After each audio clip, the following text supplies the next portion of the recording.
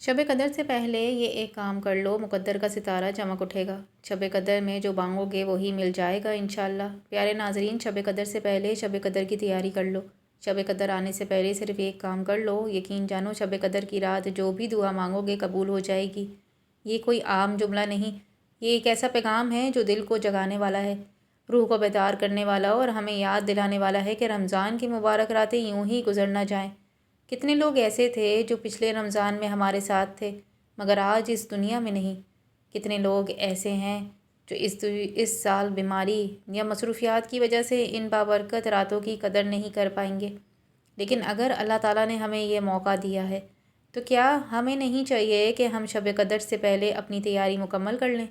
ہم اپنے دل کو صاف کریں، اپنے گناہوں پر ندامت اختیار کریں، اپنے رب کے حضور جھک جائیں اور اس رات کے استقبال کے لیے اپنے آپ کو سنوار لیں۔ شب قدر کوئی معمولی رات نہیں، یہ وہ رات ہے جس کے بارے میں قرآن مجید میں مکمل صورت نازل ہوئی، جس میں بتایا گیا کہ یہ رات ہزاروں مہینوں سے بہتر ہے۔ یقیناً تقریباً 83 سال سے زیادہ عبادت کا ثواب ایک رات میں عطا کر دیا جاتا ہے۔ سوچو، اگر کوئی شخص پوری زندگی عبادت کرتا رہے اور اللہ اس شب قدر کی عبادت نصیب نہ کرے تو اس عظیم خزانے سے محروم رہ جاتا ہے، اور اگر کوئی گنہگار بندہ سچی توبہ کے ساتھ اس رات کو پا لے تو وہ اللہ کے محبوب بن سکتا ہے۔ بسم اللہ الرحمن الرحیم۔ السلام علیکم معزز ناظرین، شب قدر کیا ہے؟ شب قدر وہ بابرکت رات ہے جسے لیلۃ القدر بھی کہا جاتا ہے۔ یہ رمضان المبارک کے آخری عشرے کی طاق راتوں میں سے ایک رات ہے، اور اسی رات قرآن مجید نازل ہونا شروع ہوا۔ اللہ تعالیٰ نے قرآن میں فرمایا کہ ہم نے اس قرآن کو شب قدر میں نازل کیا، اور تم کیا جانو کہ شب قدر کیا ہے؟ شب قدر 1000 مہینوں سے بہتر ہے۔ اس رات فرشتے اور جبرائیل علیہ السلام اپنے رب کے حکم سے ہر کام کے لیے زمین پر اترتے ہیں، اور یہ رات طلوع فجر تک سراسر سلامتی ہی سلامتی ہے۔ اسے معلوم ہوتا ہے کہ یہ رات امن کی رات ہے، رحمت کی رات ہے، مغفرت کی رات ہے، تقدیر کے فیصلوں کی رات ہے۔ پیارے نبی حضرت محمد صلی اللہ علیہ وآلہ وسلم اس رات کی تلاش میں آخری عشرے میں اعتکاف فرمایا کرتے تھے۔ آپ صلی اللہ علیہ وآلہ وسلم خود بھی جاگتے اور اپنے گھر والوں کو بھی جگاتے، کمر کس لیتے اور پوری توجہ کے ساتھ عبادت کی طرف کر دیتے۔ صحابہ کرام رضی اللہ تعالیٰ عنہ کی نزدیک بھی یہ رات بے حد اہم تھی۔ وہ اس رات کو پانے کے لیے دنیا کی ہر راحت چھوڑ دیتے، لمبے قیام کرتے، آنسو بہاتے اور اللہ سے مغفرت طلب کرتے۔ ازواج محترات رضی اللہ تعالیٰ عنہ نے بھی اس رات کی قدر کو سمجھا۔ خاص طور پر حضرت عائشہ رضی اللہ تعالیٰ عنہ نے حضور صلی اللہ علیہ وآلہ وسلم سے پوچھا کہ اگر مجھے شب قدر مل جائے تو میں کیا دعا کروں؟ تو آپ صلی اللہ علیہ وآلہ وسلم نے فرمایا کہ یہ دعا پڑھو: اے اللہ، تو معاف کرنے والا ہے، معافی کو پسند کرتا ہے، بس مجھے معاف فرما دے۔ اسے معلوم ہوتا ہے کہ شب قدر کی سب سے بڑی دعائے مغفرت کی دعا ہے، کیونکہ جب گناہ معاف ہو جاتے ہیں تو بندہ اللہ کے قریب ہو جاتا ہے۔ اللہ شب قدر ہر ایک مسلمان کو نصیب فرمائے، اور شب قدر میں مانگی جانے والی دعائیں، کی جانے والی عبادات کو اللہ 1000 گنا بہتر لکھتا ہے، بلکہ قرآن کے مطابق تو 1000 مہینوں سے بھی بہتر اجر عطا فرماتا ہے۔ لیکن یہ بات یاد رکھو کہ اگر آپ صرف ایک کام اب سے شروع کر دو گے، وہ کام اگر آپ اب سے کرو گے تو شب قدر کی رات آنے تک اللہ تبارک و تعالیٰ کی پسندیدہ بن جاؤ گے، اور اللہ آپ کی شب قدر کو بہت ہی زیادہ قبول اور منظور فرمائے گا۔ رمضان کی اہمیت کیا ہے؟ رمضان وہ مہینہ ہے جس میں جنت کے دروازے کھول دیے جاتے ہیں ناظرین، جہنم کے دروازے بند کر دیے جاتے ہیں، شیاطین کو جکڑ دیا جاتا ہے، اور ہر رات اللہ تعالیٰ اپنے بندوں کو جہنم سے آزاد فرماتا ہے۔ یہ صبر کا مہینہ ہے، تقویٰ کا مہینہ ہے، قرآن کا مہینہ ہے، ہمدردی اور ثقافت کا مہینہ ہے۔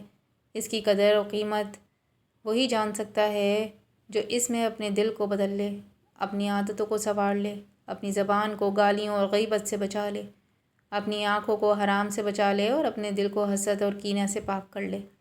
رمضان ہمیں سکھاتا ہے کہ اصل کامیابی کھانے پینے میں نہیں بلکہ نفس کو قابو کرنے میں ہے۔ اصل کامیابی سحری اور افطاری کے دسترخوان کی لمبائی میں نہیں بلکہ سجدوں کی لمبائی میں ہے۔ اصل کامیابی نئے کپڑوں میں نہیں بلکہ نئے دل کے ساتھ اللہ کے سامنے حاضر ہونے میں ہے۔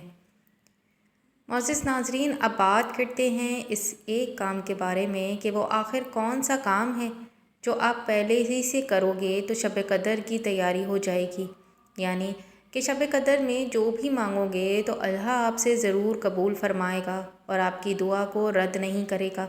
وہ ہے روزانہ یہ ایک تسبیح۔ آپ نے روزانہ صرف ایک تسبیح پڑھنی ہے اور وہ تسبیح ہے استغفر اللہ کی۔ اگر آپ اب سے پڑھنا شروع کر دو گے تو ہر روز ایک تسبیح استغفر اللہ کی کرو تو یقین جانو کہ شب قدر آنے سے پہلے ہی آپ اللہ کی نظر میں بہت اچھے بن جاؤ گے۔ آپ کے گناہ کم ہو چکے ہوں گے، آپ کی توبہ قبول ہو گئی ہوگی اور پھر آپ کی جو بھی مانگو گے یعنی کہ جو بھی دعائیں مانگیں گے وہ اللہ قبول کرے گا۔ حضور پاک صلی اللہ علیہ وآلہ وسلم استغفار کو بہت پسند فرماتے تھے۔ آپ صلی اللہ علیہ وآلہ وسلم خود بھی دن میں 70 سے زیادہ مرتبہ بلکہ بعض روایت میں تو 100 مرتبہ استغفار فرمایا کرتے تھے۔ حالانکہ آپ معصوم تھے، آپ کے اگلے پچھلے گناہ معاف تھے، پھر بھی آپ اللہ سے معافی مانگتے تھے تاکہ امت کو سکھا سکیں کہ استغفار بندے کو اللہ کے قریب کر دیتا ہے۔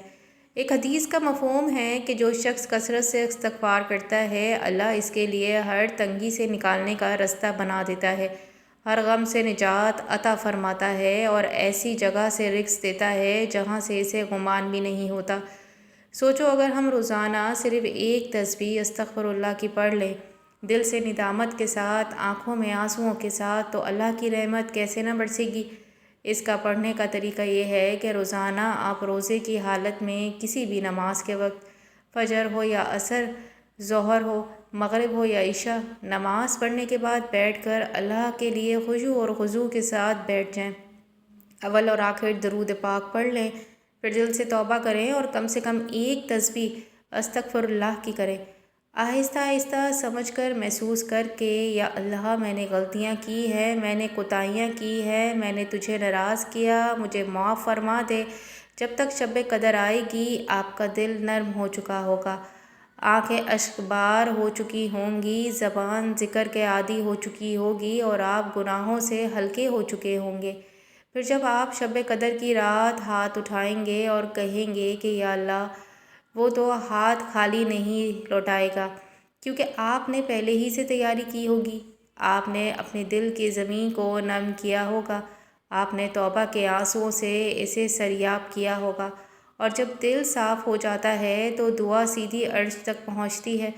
اللہ تعالی ہم سب کو سچی توبہ کی توفیق عطا فرمائے، ہمیں رمضان کی قدر کرنے والا بنائے، ہمیں شب قدر نصیب فرمائے اور ہمیں ان خوش نصیب بندوں میں شامل کرے جن کی دعائیں رد نہیں ہوتی بلکہ قبول ہو کر ان کی تقدیر بدل دیتی ہیں۔ آمین یا رب العالمین۔